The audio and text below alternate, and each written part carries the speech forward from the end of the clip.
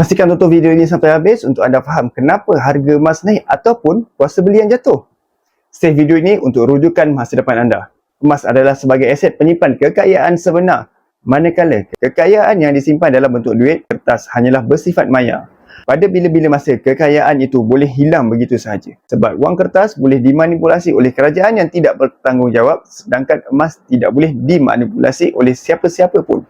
Emas adalah ciptaan Tuhan yang disimpan dalam perut bumi untuk manusia sejagat. Bagi sesiapa yang faham hakikat ini, harga emas naik selalunya bukan satu petanda baik. Di sebalik kenaikan itu, ada berita yang kurang menyenangkan, iaitu kuasa beli duit kertas kita semakin jatuh. Cuba bayangkan, sebelum 1971, kita perlu membayar $35 untuk mendapatkan 1 ons bersamaan dengan 31.1 gram.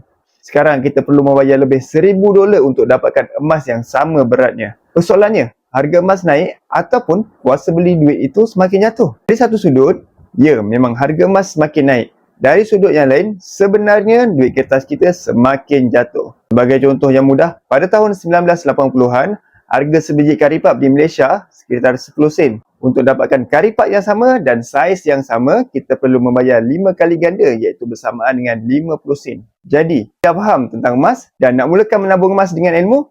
Jom, saya bimbing anda sebaik mungkin. Boleh tengok pin video saya, langkah-langkah untuk mulakan simpanan emas bersama Public Gold. Semoga perkongsian saya bermanfaat. Langkah pertama anda akan memberi impak yang besar untuk masa depan anda. Jangan lupa follow.